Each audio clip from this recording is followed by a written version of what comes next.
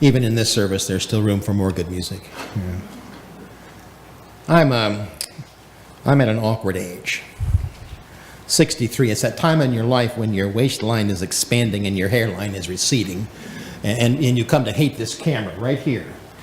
Because whenever they reverse the view on this camera, what you see is the back of my head and the back of my rear, and it marks the time for me.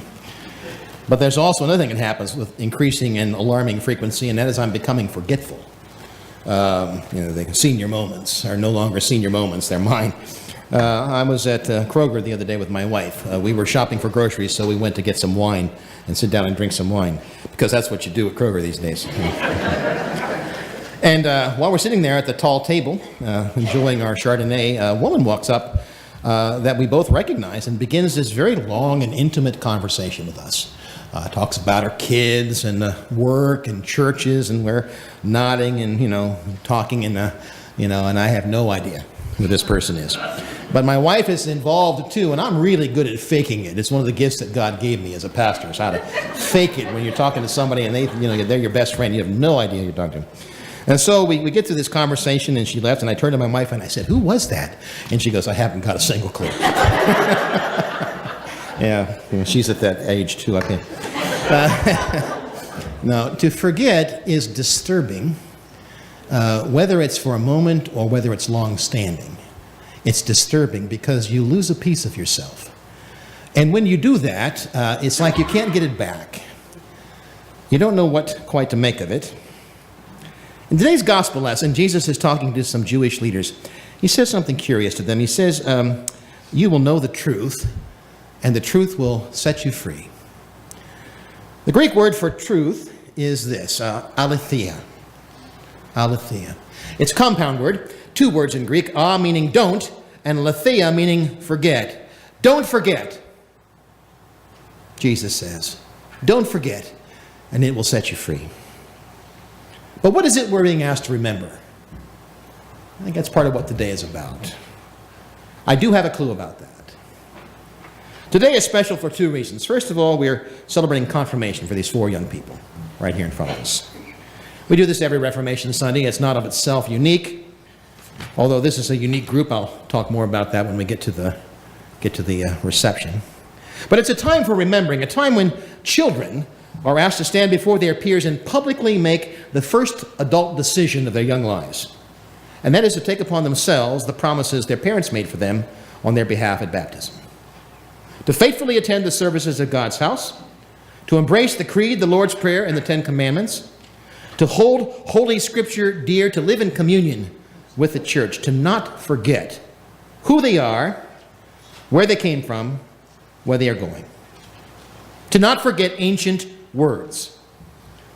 Now, statistically speaking, within a couple of years, 75% of the people we confirm will be gone. They won't come back. But they'll remember the ancient words of the Creed, the Lord's Prayer, and the Ten Commandments because they're words of hope and promise and power, and grounded in that memory, many of them, many of you, find their way back here. That's what this is all about.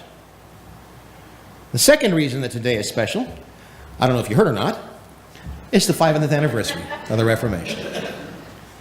500 years ago, next Tuesday, October the 31st of 1517, a young monk named Martin Luther, professor of moral theology at Wittenberg University in Germany, nailed to the door of Castle Church a list of debating points, 95 of them to be exact, known as the 95 Theses, and that was widely distributed, along with many of his fiery sermons, using a new technology called the printing press. It created quite a stir. In fact, it produced one of the great turning points of Western history. I don't think that's an overstatement at all. Now, of course, Luther did not have that in mind when he posted the 95 Theses. What he had in mind was trying to remind his church of what they'd forgotten, the gospel. Instead, he touched off a 500-year argument called the Reformation. That number 500 is significant for another reason. A historian named Phyllis Tickle, in her book, The Great Emergence, proposes that every 500 years, the church wants to hold a rummage sale.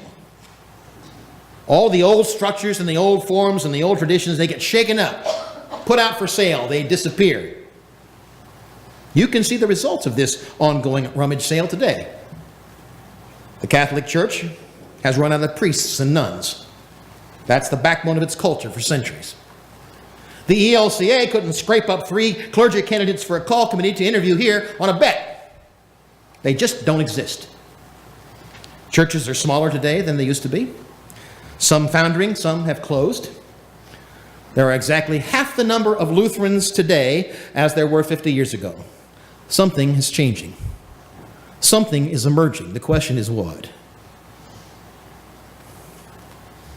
Some point to this emerging church, they call it. Of course, with its couches and coffee tables and tattoos, it doesn't look a lot like what we think of as church. And then here we are, like dinosaurs roaming the Jurassic landscape in our robes, singing traditional hymns, using ancient liturgies, listening to choirs and bells and bands, and yet strong and still growing, I might add, bucking the trend. As a trend bucker, I want to give a suggestion to all those who are out arranging the tables for this 500-year ongoing rummage sale. And it's this: there are some things in the attic of the church we better not sell. Things that are so important, so powerful, so valuable and precious, they need to remain central to what is emerging. Things we must not forget. Ancient words that still hold power and promise and potential for God's people, because I believe whenever you plan for the future, you need to start by looking at your past. Change doesn't always go the way you hope it will. The Reformation paved the way for the church as we know it, which is why we're celebrating. But it also led to an entire era of violent conflict and division. And we need to remember, in the midst of our celebration, Luther never intended this. He never intended division. He wanted unity and reformation for his church. Now, of course, that's a far cry from what we've got. In Fairborn alone, there are 4 Lutheran churches representing 4 different denominations. My God, if you asked any one of those churches who was right, they would tell you, we're not sure, but we know the other 3 are wrong. We've turned into Baptists, 1st, 2nd, 3rd, and 4th. The word for this is not just stupid. The word is sin, which is why this is not just a day for celebration, it's a day for repentance. When Lutherans can't celebrate the sacrament together, something is seriously wrong. And we need to go back and hear the truth. And that's why 500 years after Luther first put pen to paper and hammer to nail, the church once again finds itself living in a time of change and straining to hear once again and understand the words that Jesus spoke 2,000 years ago. Don't forget, and it will set you free. This man cared deeply about getting the Christian message right. He cared deeply about the fundamentals of the faith. He cared deeply about the ancient words of the Creed, the Lord's Prayer, the 10 Commandments, the visible words of the sacrament, the words that the church speaks every week that give forgiveness of sins, the 5 parts of the small catechism. He believed to know those things was to know everything you needed to know to be a Christian. The question that was always asked by the world of the church is simply this: what do you believe? Why do you believe it? Basic questions, and basic questions are always the most difficult. But they're the questions at the heart of Luther's personal struggle. They're the questions we're going to ask these confirmands later on this morning. What do you believe? It seems that the church has forgotten its own answers, forgotten the message of Christ, forgotten the truth, forgotten that we are justified by grace through faith. Like the Jews of Jesus' day, we rather would live in a lie. We have neutered and housebroken the Reformation, made it palatable to Protestant sensibilities, packaged it into a tidy denominational bundle, stamped it with a blue corporate logo, and turned it into a franchise in all 50 states. We have forgotten what it means to nail our convictions to the door and to be a confessing movement within the Church Catholic.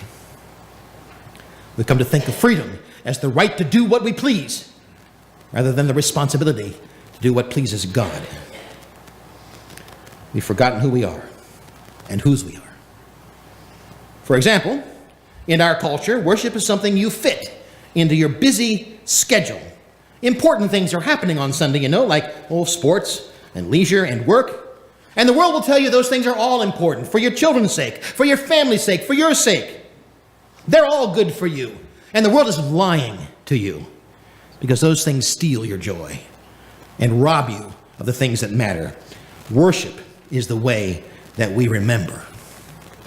In confession, we remember our sin and how God has freed us. In the liturgy, we remember the stories of faith and how God has led us. In the meal, we remember how on the night of his betrayal, in the midst of his betrayers, Jesus hosted a table of grace where the bread of life was broken and the wine of gladness outpoured, and the Word became flesh. Do this, he said, to remember me. But the Pharisees could not grasp what Luther rediscovered was this deep awareness of their own brokenness, their own sin. Luther fasted and prayed and went on pilgrimage, but nothing soothed his soul. He grew so tormented that his confessor was going crazy listening to his hours-long confession. He said, look, you need to do something better and something different, so you're going to go teach at the seminary. You're going to immerse yourself in the Word. You're going to teach others how to preach. He figured that if he immersed himself in Greek and Hebrew, he might rediscover the truth, and that's what Luther did. He taught at the seminary, and there he learned to struggle with a living God.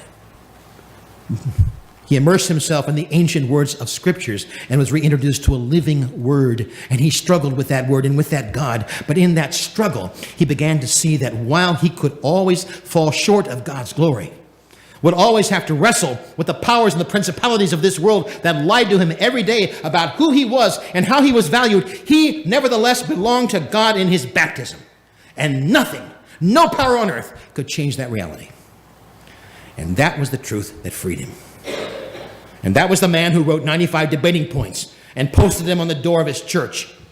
That was the man who wrote the small catechism and preached all those fiery sermons and published 54 volumes of theology in less than 20 years.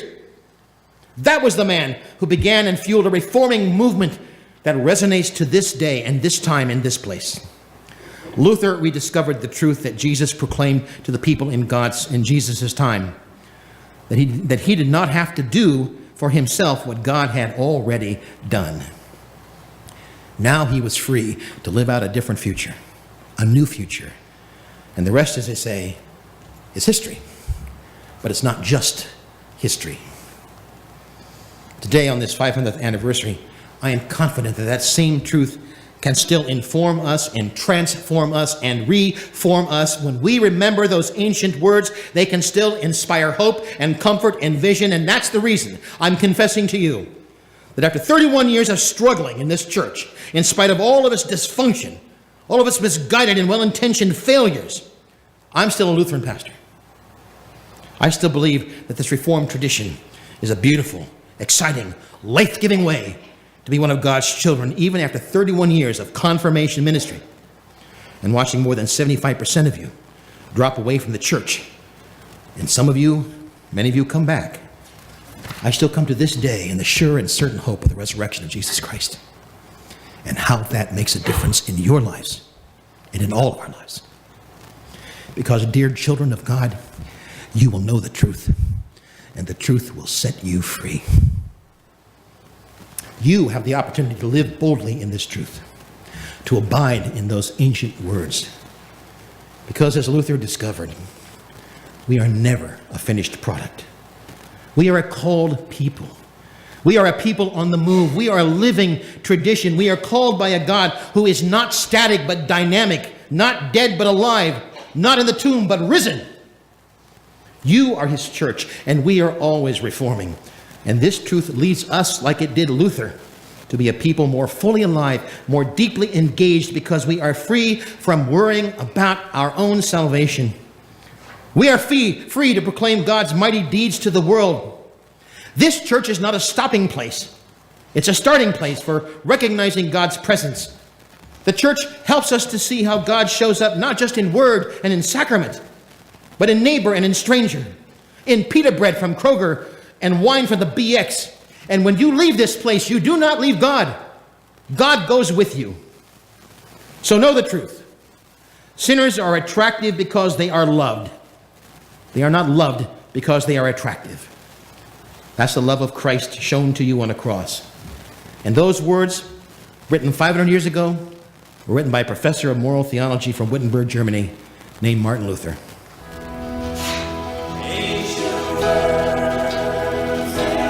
Ancient words ever true, changing me, changing you. We have come with open hearts. Let the ancient words impart.